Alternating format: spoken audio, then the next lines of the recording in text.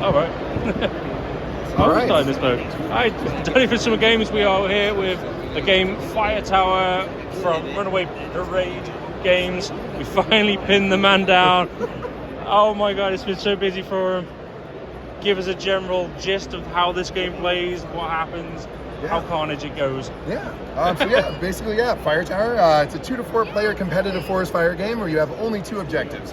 One, to defend your own tower, especially your back corner outlined in orange using real-world firefighting techniques. But the other part of the game, you get to take on the role of nature to spread the fire from the eternal flame in the center towards your opponents. You want to breach their tower, hit their back corner. If you manage to do that, you get to cover them with a beautiful Tower Blaze card, destroy their tower, and continue your quest to be the last tower standing. We like to say it's the world's only truly competitive forest fire game. One of the main mechanics is the wind. It's an unrelenting force that's always pushing the fire forward. At the start of every player's turn, they have to add 1 new fire to the board, either building off of any existing fire they choose or the eternal flame in the center.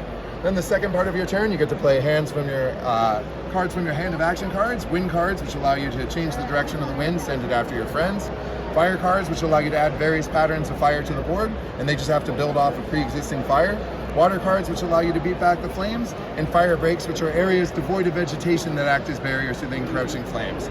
Now, when fire gets into your tower, only 1 card in the game can remove fire from within your tower area, and that is your bucket. Once your bucket's gone, you can't remove fire anymore, and now you're just trying to eliminate your opponents before they reach your back corner. But if you do burn down, don't worry, you are not out of the game. You come back as the vengeful ghost of your tower, the vengeful shadow of the wood, and you can still win the game by making everyone lose. So with that, you get to roll the wind die and take one of the actions on here, and if at any time during a Shadow's turn all of the towers have been burned down, they win the moral victory of revenge. Otherwise, if you're the last tower standing on your turn, you win the game immediately. I love it. That was quick. Fantastic. I see you've actually got a little bucket there as well. Is that Yeah, that's part of our Super Deluxe expansion, which upgrades everyone's bucket card to a physical bucket. I love that. But also adds a new mechanic to the game where you can use the water cards to place these water gems to preemptively wet the forest, creating temporary barriers to the fire. In that case, when fire hits that, it evaporates the water, but also removes the fire gem from the board, returning the water gem to your bucket. But then if you ever use your bucket, you lose the ability to add those.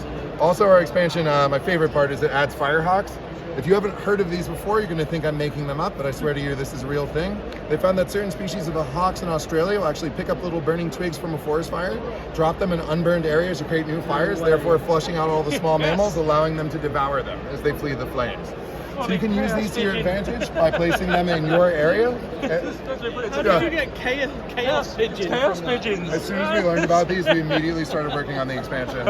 But yeah, basically you place them in your area, and when they're triggered by fire, they allow you to pick up the fire and attach it to the edge of any fire you want before they fly away from the scene of the crime. So they're a little bit of defense and offense at the same time. I've got to ask one more question. Really Yeah, of course. So obviously I kind of see the USP, not necessarily the gameplay mechanics because they're really cool, but the USP has got to be these fire pieces, right? Well, you can tell, we just, every time we come to our booth, we're at our stand, we're like, how do we add more gems and put more lights in them? What's bizarre to me is like they all look different, but when you look really closely, they are the same.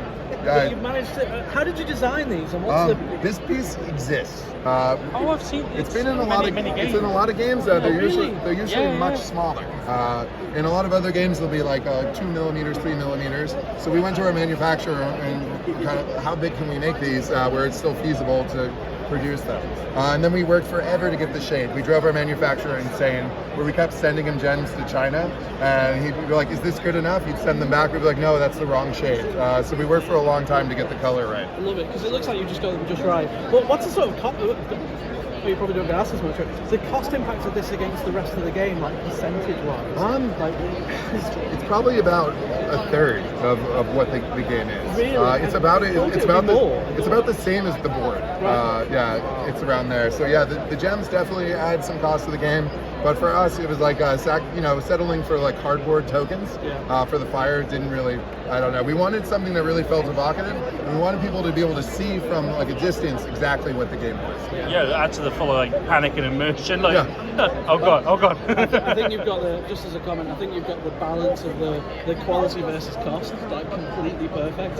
So you managed to get it to a point where it's not too expensive to buy, but you're still getting that experience. Yeah. Well done. Thank you. Thank you. Thanks.